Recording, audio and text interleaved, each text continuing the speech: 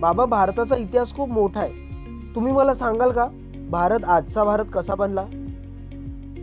भारताचा इतिहास हजारो वर्षाचा आहे, जिथे कथा, साम्राज्य आणि नायकांनी भरलेला अद्भुत वारसा आहे. चला, सुरुवातीपासून सुरू करूया.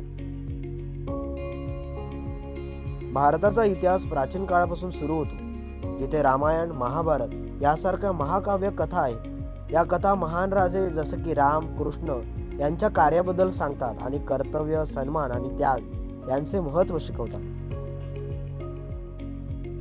जगातील सर्वात प्राचीन सभ्यतांपैकी एक म्हणजे सिंधू खोरे सभ्यता. जगातील सर्वात प्राचीन सभ्यतांपैकी एक म्हणजे सिंधू खोरे सभ्यता, जी 5,000 वर्षापूर्वी अस्तित्वात होती.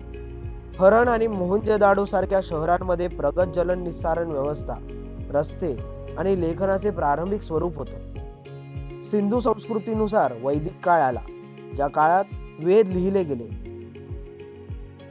या काळात हिंदू धर्माची सुरुवात झाली. नंतर मौर्य समाज सारखी शक्तिशाली साम्राज्य उदयास आले. चंद्रगुप्त मौर्य यांनी सुमारे 321 BCE मध्ये हे साम्राज्य स्थापन केले. त्यांचा नातू अशोक कळिंग युद्धानंतर बौद्ध धर्माचा प्रसार केल्यामुळे प्रसिद्ध झाला. मध्ययुगीन काळात उत्तर भारतात राजपूत साम्राज्य प्रभावी होतं. महाराणा प्रताप हे महान राजपूत शासक होते, ज्यांनी हल्दीघाटीच्या युद्धात मुघलांविरुद्ध प्रतिकार केला.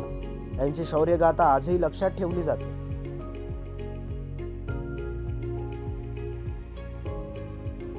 पश्चिम भारतात मराठा साम्राज्य, ज्याची स्थापना छत्रपती शिवाजी महाराज यांनी केली, मुघल साम्राज्याचा प्रतिकार करण्यासाठी महत्त्वपूर्ण भूमिका बजावली. शिवाजी महाराज एक विलक्षण लष्करी धोरणकार होते. त्यांच्या नेतृत्वाखाली मराठा साम्राज्य शतकानुशतके टिकून राहिला.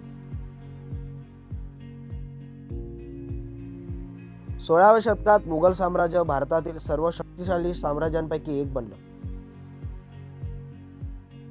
अकबर सारखे सम्राट धार्मिक सहिष्णुतेसाठी अधिक विविध समुदायांना एकत्र आणण्यासाठी प्रसिद्ध होते. पण राजपूत आणि मराठ्यांनी मुघल सत्तेविरुद्ध स्वातंत्र्यासाठी संघर्ष केला. 1500च्या दशकात पोर्तुगीज भारतात आले आणि गोवा यासारख्या ठिकाणी वसाहती स्थापन केल्या. त्यांच्यानंतर डच, फ्रेंच आणि ब्रिटिश भारतात आले. शेवटी ब्रिटिशांनी ईस्ट इंडिया कंपनीच्या माध्यमातून भारतावर मोठ्या प्रमाणावर नियंत्रण मिळवलं.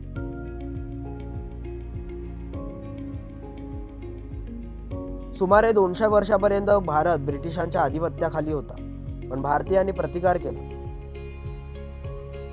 महात्मा गांधी, ज्यांनी अहिंसात्मक चळवळीने नेतृत्व केलं. सुभाषचंद्र बोस, ज्यांनी आझाद हिंद सेना स्थापन केली, आणि भगतसिंग यासारखे क्रांतिकारी यांनी स्वातंत्र्यासाठी लोकांना प्रेरणा दिली.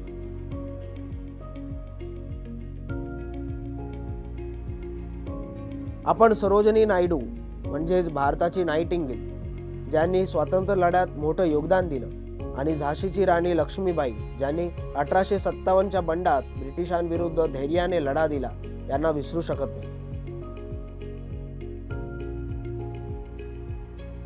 1947 मध्ये अनेक वर्षाच्या संघर्षानंतर भारताने स्वातंत्र्य मिळवलं. जवाहरलाल नेहरू स्वतंत्र भारताचे पहिले पंतप्रधान झाले आणि देशाने लोकशाहीच्या प्रवासात सुरुवात केली. जवाहरलाल नेहरू स्वतंत्र भारताचे पहिले पंतप्रधान झाले आणि देशाने लोकशाहीच्या प्रवासाला सुरुवात केली. म्हणजे रामायण आणि महाभारतापासून साम्राज्यापर्यंत आणि स्वातंत्र्यासाठीच्या लढ्यापर्यंत भारताचा इतिहास खूप अद्भुत आहे. होय, भारताचा इतिहास हा ज्ञान, सामर्थ्य आणि न्यायासाठीच्या लढ्यांनी भरलेला आहे.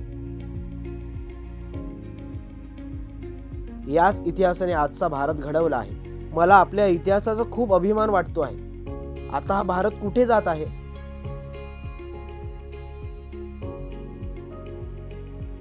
वडील, भारत उज्ज्वल भविष्याकडे वाटचाल करत आहे. आपण तंत्रज्ञान, अंतराळ संशोधन आणि शिक्षण क्षेत्रात मोठी प्रगती करत आहोत. त्या मजबूत पायावर उभा असलेला भारत नक्कीच महान होणार आहे आणि त्या प्रवासाचा तूही एक भाग असशील.